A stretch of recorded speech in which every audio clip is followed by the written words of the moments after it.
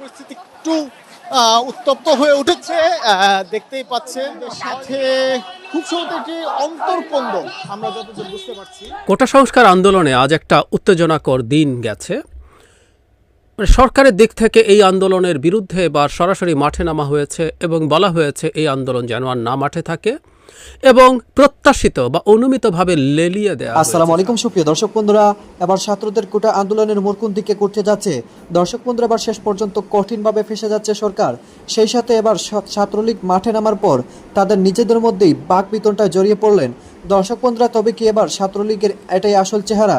দর্শক বন্ধুরা, এবার সেই সকল বিষয়গুলোকে কেন্দ্র করে জায়েদ স্যার বেশ কিছু চমৎকার তথ্য দিয়েছেন এবং সেই সাথে কোটা আন্দোলনের মোড় কোন দিকে করতে যাচ্ছে দর্শক বন্ধুরা। অন্যদিকে এবার সময় টিভির সাংবাদিকের উপর ছাত্ররা এমনভাবে ক্ষিপ্ত হয়েছে, তার হেলমেট নিয়ে তাকে এমনভাবে তাড়িয়ে দিয়েছে। দর্শক বন্ধুরা, চলুন আমরা আজকের বেশ কিছু গুরুত্বপূর্ণ বিষয় জেনে নেই। অবশ্যই ধৈর্য সহকারে পুরো ভিডিও দেখবেন, তাহলে এই সকল বিষয়গুলো পরিপূর্ণ বুঝতে পারবেন। কোটা সংস্কার আন্দোলনে আজ একটা উত্তেজনাকর দিন গেছে।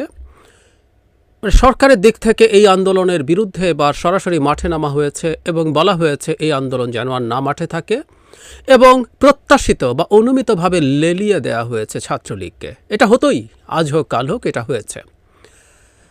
ইনফ্যাক্ট আজ সারাদিন গতকালই ঘোষণা করা হয়েছিল আজও দুপুর ৩টা থেকে বাংলা ব্লকেড হবে এবং তার আগে বিভিন্ন জায়গায় সরকারের পক্ষ থেকে বলা হয়েছে, ঢাকার ক্ষেত্রে ডিএমপি থেকে বলা হয়েছে এই ধরনের কোনো মুভমেন্ট হলে তারা আইন প্রয়োগ করবেন এবং সেটা করে তারা রাস্তাঘাট বা জনগণের চলাচলের পথ উন্মুক্ত রাখবেন, তারা ঘোষণা করেছিলেন। যদিও সেটা ভেঙে ঢাকায় শাহবাগে যে মূল কেন্দ্রগুলোর একটা এবং বিভিন্ন জায়গায়, দেশের বিভিন্ন জায়গায় ছাত্ররা তাদের ব্লকেড কর্মসূচি পালন করার জন্য গেছেন। পুলিশের সাথে সংঘর্ষ হয়েছে। কুমিল্লা, চিটাগং ইউনিভার্সিটি, এরকম দুটো জায়গায় ছাত্ররা আহত হয়েছেন এবং আমরা পুলিশের এই অপ্রয়োজনীয় অপরিমিত বল প্রয়োগের তীব্র নিন্দা জানাই। কিন্তু আমরা ধারণা করতে পারি খুব দ্রুতই কোটা আন্দোলনের বিরুদ্ধে, কোটা সংস্কার আন্দোলনের বিরুদ্ধে সরকার বড় ধরনের অ্যাকশনে যাচ্ছে। পুলিশ যখন বলছে পুলিশের পক্ষ থেকে, তখন স্বরাষ্ট্রমন্ত্রীও এক ধরনের হুমকির ঢঙে বলেছেন কোটা আন্দোলনকারীরা সীমা লঙ্ঘন করছেন। এই ধরনের একটা বক্তব্য স্বরাষ্ট্রমন্ত্রীর দিক থেকে যখন আসে, তখন এটাকে আমরা হুমকি হিসেবেই দেখতে পারি। যখনই সরকারের দিক থেকে এই কথাগুলো বলা হয়, আমরা তখনই বারবার স্মরণ করতে চাই গণজাগরণ মঞ্চের কথা। সরকার কিভাবে রীতিমতো সাহায্য করেছে দেশের সবচেয়ে গুরুত্বপূর্ণ, ঢাকার সবচেয়ে গুরুত্বপূর্ণ একটা মোড় সপ্তাহ পর সপ্তাহ আটক করে রাখার পরও সাহায্য করেছে। খাবারের ব্যবস্থা হয়েছে, পাবলিক টয়লেট ওখানে অ্যারেঞ্জ করা হয়েছে। এগুলো আমাদের নিশ্চয়ই খুব অনেক দূরের অতীত না, নিকট অতীতই বলা যায়। সো যখন সরকার এগুলো বলে, তখন আমরা বুঝি যে সরকার কখন সীমা লঙ্ঘন করে, কখন করে না, সীমা কোনটা, কেন সে কোনো একটা জিনিস সীমা হয়ে ওঠে। আমরা এই দেশে বসবাস করি এবং আমরা এই দেশে যারা রাজনীতি অবজার্ভ করি তারা বুঝতে পারি। যাই হোক, ছাত্ররা তাদের পূর্ব ঘোষিত কর্মসূচি, পুলিশি ব্যারিকেড ভেঙে, সেটা জাহাঙ্গীরনগরে হয়েছে, সেটা ঢাকায় হয়েছে, তারা তাদের মতো করে কর্মসূচি পালন করেছেন। তবে একটা কথা আমি এখানে একটু বলে রাখতে চাই, কোটা বিরোধীভাবে বলা ঠিক না, কোটা সংস্কার আন্দোলন যারা করছেন তারা যখন ব্লকেডগুলো করছেন, সেই ব্যাপারে কিছু বক্তব্য বা কিছু ব্যবস্থার কথা বলার এখতিয়ার,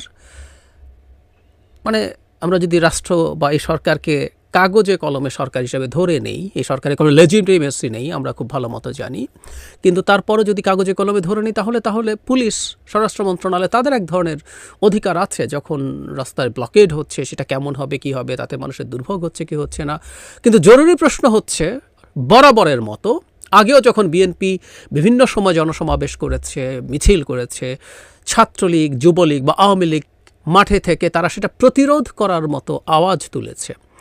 এই ব্যাপারটাকে নিয়ে আমাদের খুব শক্তভাবে প্রশ্ন করে যাওয়া উচিত। ছাত্রলীগকে এই ক্ষমতা কে দিয়েছে? ছাত্রলীগকে ও পুলিশ, ও রাষ্ট্রের পুলিশ, ওর এই পুলিশি দায়িত্বকে কে দিয়েছে? কিন্তু সে নিজে তুলে নিচ্ছে এবং প্রকাশ্যে ঘোষণা দিচ্ছে। ছাত্রলীগ একটা সংবাদ সম্মেলন করেছে কোটা নিয়ে, সেখানে কি বলেছে আমার মনে হয় আমাদের একটু জানা থাকা দরকার, তাহলে আমরা বুঝবো। তারা কিছু ডেটাও দেওয়ার চেষ্টা করেছে, ওইটা নিয়ে আগে একটু বলে নেই। তারা জেলা কোটার কথা বলেছেন, জেলা কোটার কারণে কোন কোন জেলা থেকে কম পার্সেন্টেজের মানুষ যাচ্ছেন, নারী কিভাবে কমছেন, এবং কোটার আগে ক্ষুদ্র নৃগোষ্ঠীর কোটা কত ছিল, কতজন তারা চান্স পেয়েছেন, কিছু ডেটা দিয়ে কথা বলেছেন। আমার কাছেও সেটা ভালো লেগেছে। কিছু ডেটা ছাত্রলীগের লিখিত বক্তব্যে পাওয়া গেছে, এখন কোটা উঠে যাওয়ার পর সেটা কত কমে গেছে। প্রথম কথাটা হচ্ছে, আমরা বহুবার বলেছি প্রতিবন্ধী এবং ক্ষুদ্র নৃগোষ্ঠীর যে কোটা আছে সেই কোটার পক্ষে যারা অন্তত কোটা সংস্কার চান তারা আছেন, কোনো সন্দেহ নাই। নারী এবং জেলা কোটা নিয়েও সিরিয়াস প্রশ্ন আছে, কারণ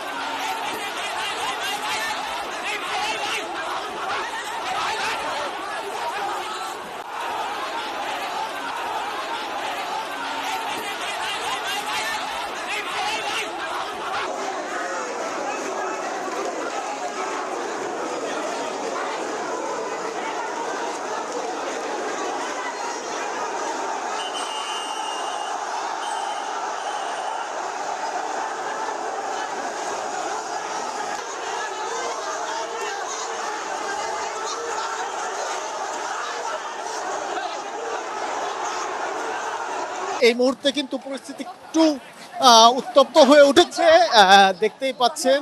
হয়তোবা ছোট ছোট একটি পরিস্থিতি, ছোট একটি ধাওয়া পাল্টা ধাওয়ার মতো পরিস্থিতি। আদৌ এটি কোটা সংস্কার এর পক্ষ থেকে যারা এসেছেন তাদের পক্ষ থেকে হয়েছে কিনা আমরা এই মুহূর্তে বলতে পারছি না।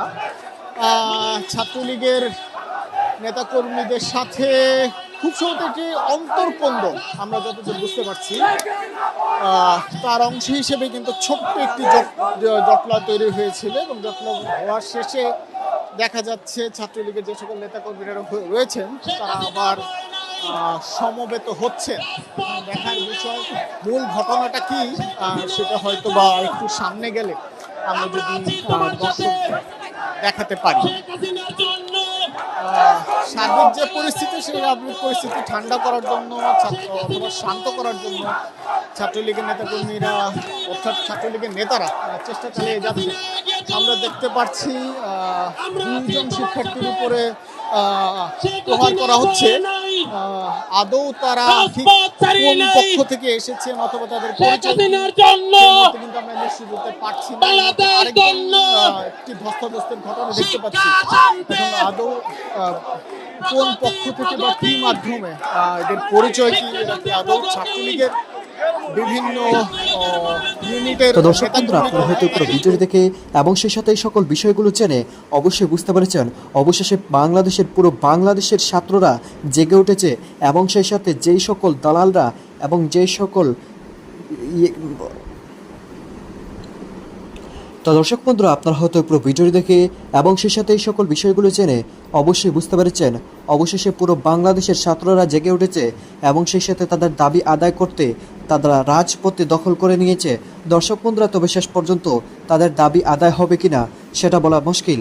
তবে ছাত্ররা যে তাদের ইচ্ছাগুলো পোষণ করছে সেই ইচ্ছাগুলো নিয়ে আরও এগিয়ে যেতে পারবে। তো দর্শক বন্ধুরা, এবং সেই সাথে জায়েদ স্যারের এই সকল কথাগুলো শুনে আপনাদের কাছে কেমন হয়েছে অবশ্যই কমেন্ট করে জানিয়ে দিবেন। তো দর্শক বন্ধুরা, ভালো থাকুন, সুস্থ থাকুন, আল্লাহ হাফিজ, আসসালামু আলাইকুম রহমতুল্লাহ।